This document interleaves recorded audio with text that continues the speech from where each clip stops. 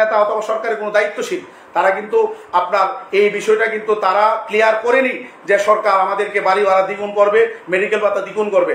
আমাদের এই সমাবেশের কারণে সরকার আমাদের সাথে বসে তারা কিন্তু দায়িত্ব নিয়ে আমাদের কাছে এই বিষয়গুলো তারা কিন্তু ডিসকাস করেছে। এই জন্য আমাদের এই মহা সরকারের কাছ থেকে আমরা ইতিমধ্যে যেগুলো অর্জন করেছি 25% উচ্চ ভাতাকে 50 এবং কর্মচারীদের যেটা হতে যাচ্ছে আপনার 75% 50 থেকে প্রণোদন অলরেডি আমরা পেয়েছি, দুইটা আমরা অলরেডি পেয়ে গেছি, প্রণোদন এবং 50% উৎসব ভাতা।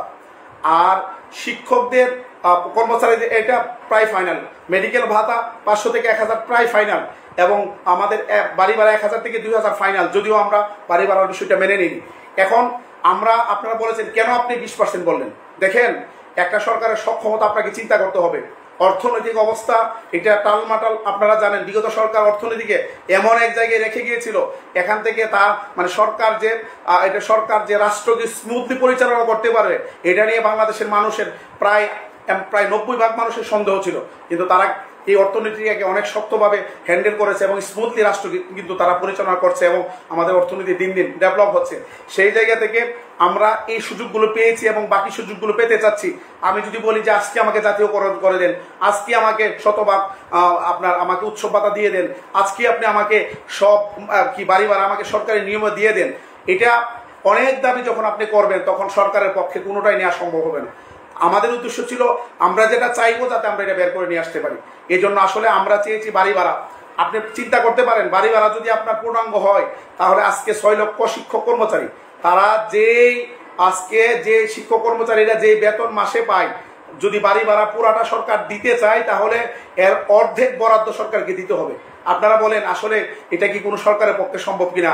আগের মানে বাজেটে পূর্ব পরিকল্পনা অনুযায়ী বরাদ্দ ছাড়া এত বড় রকমের অর্থ বরাদ্দ করা কোনো সরকারের পক্ষে এটা সম্ভব না, এটা সবাই জানেন। তো আপনারা ভাই যারা কমেন্ট করেছেন, আপনারা তো আবেগ দিয়ে কাজ করেছেন, আমরা আবেগ দিয়ে কাজ করি না, আমরা প্র্যাকটিক্যালি অনেক চিন্তা ভাবনা করে আমাদেরকে কাজ করতে হয়। আমাদের কাছে মনে হয়েছে আমরা 25 দিয়েছি, আমরা 20% দিয়েছি, এটা যদি বের করতে আনতে পারি এবং এটা বের করার জন্য আমরা ইতিমধ্যে আমরা 2টি কর্মসূচিও দিয়েছি এবং আমরা এটা সর্বোচ্চ চেষ্টা করব।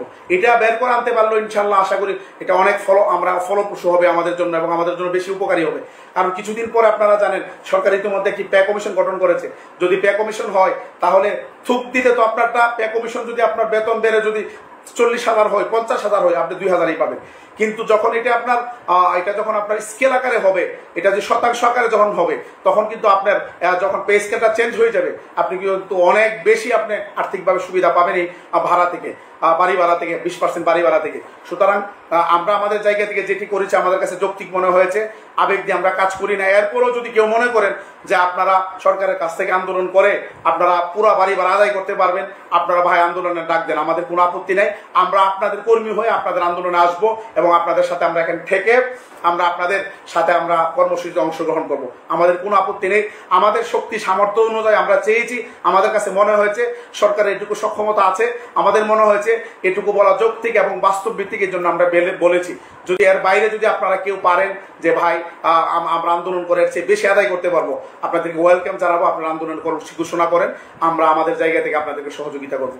সহযোগিতা করেন, আমাদেরকে উৎসাহ দেন, আমরা যাতে আপনাদের জন্য কাজ করতে পারি।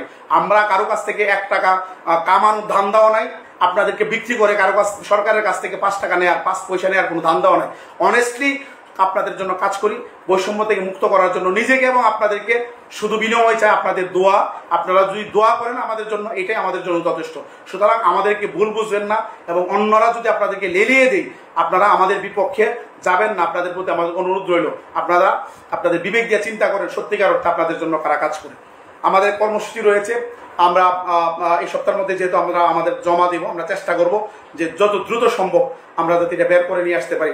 একটা খুশির খবর হচ্ছে কি জানেন, উপদেষ্টা মহোদয় নিজে বলেছেন যে দ্রুত আপনারা হিসাবটা দিবেন, অর্থাৎ উনি চান আমরা আমাদের দাবিটা যাতে ওনার সময় যাতে উনি বাস্তবায়ন করে দিয়ে যেতে পারেন। এটা অত্যন্ত একটা আনন্দের বিষয় যে উনি নিজে বলেছেন যে আপনারা দ্রুত আমাদেরকে হিসাবটা দিবেন, এটা তিনি বলেছেন। অনেকে বলছেন যে ভাই হিসাব কেন আপনাদেরকে দিতে হবে? আরে ভাই হিসাব কেন দিতে হবে? এর 2টা কারণ হইতে পারে। একটা কারণ হয়তো এটা হয়তো সময় ক্ষেপণও হইতে পারে, আবার এটাও হইতে পারে সরকার চাচ্ছে আমাদের আবেদনটাকে সরকারের কাছে উচ্চ মহলে প্লেস করার জন্য, যে এত বড় আন্দোলন হয়েছে, ওখান থেকে নেতৃবৃন্দ এই আবেদনটা দিয়েছে তাদেরকে দেওয়ার জন্য।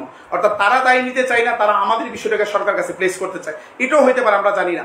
এটা হিসাব সহজ, আমরা ইনশাল্লাহ এই সপ্তাহের মধ্যে বের করে ফেলবো, বের করে আমরা জমা দিব এবং আমরা এটার জন্য লেগে থাকবো। যেমনভাবে লেগেছিলাম উৎসব ভাতার ব্যাপারে, আমরা এটার জন্য লেগে থাকবো ইনশাল্লাহ, এবং চেষ্টা করব এই সরকারের আমলেই যাতে আমরা যে কোনো মূল্যে আমাদের এই দাবিটা আদায় করে নিতে পারি, প্রজ্ঞাপন জারি করতে পারি। প্রিয় ভাইয়েরা, আমাদের 2টি কর্মসূচি রয়েছে। একটি রয়েছে আমরা 1 মাস স্পেস দিয়েছি সরকারকে, আগামী 14 অক্টোবর, আগস্ট, সেপ্টেম্বর, 13 সেপ্টেম্বরের মধ্যে যদি আমাদের প্রজ্ঞাপন না হয় বা কার্যকর কোনো উদ্যোগ গ্রহণ না করে, 14 অক্টোবর সারা বাংলাদেশে সকল এমপিভুক্ত শিক্ষা প্রতিষ্ঠানে অর্ধ দিবস কর্মবিরতি পালিত হবে এবং 15 এবং 16 অক্টোবর সারা বাংলাদেশের সকল এমপিভুক্ত স্কুল, মাদ্রাসা, কারিগরি শিক্ষা প্রতিষ্ঠানে পূর্ণ দিবস কর্মবিরতি পালিত হবে। আপনারা এখন থেকেই এই কর্মসূচির ব্যাপারে আপনারা জনমত গঠন করা শুরু করুন, সোশ্যাল মিডিয়ায় লেখালেখি শুরু করুন, অন্যান্য শিক্ষকদের সাথে কথা বলা শুরু করুন, আপনাদের কর্মচারীদের সাথে কথা বলুন, আমাদের যারা স্টেক হোল্ডার আছে অভিভাবকদেরকে বোঝান। আমরা এই কর্মসূচিটা বাংলাদেশের ইতিহাসে সবচেয়ে সফল একটি কর্মবিরতির কর্মসূচি হিসেবে আমরা সফল করব। আপনারা সবাই এই কর্মসূচির জন্য আপনারা প্রচেষ্টা চালান। এরপরও যদি সরকারের টনক না নড়ে, আমরা 12 সেপ্টেম্বর থেকে ঘোষণা দিয়ে দাবি আদায় না হওয়া পর্যন্ত জাতীয় প্রেস ক্লাবে আমরা অবস্থান নিব। যতক্ষণ দাবি না হবে ততক্ষণ পর্যন্ত আমাদের কর্মসূচি চলবে ইনশাল্লাহ।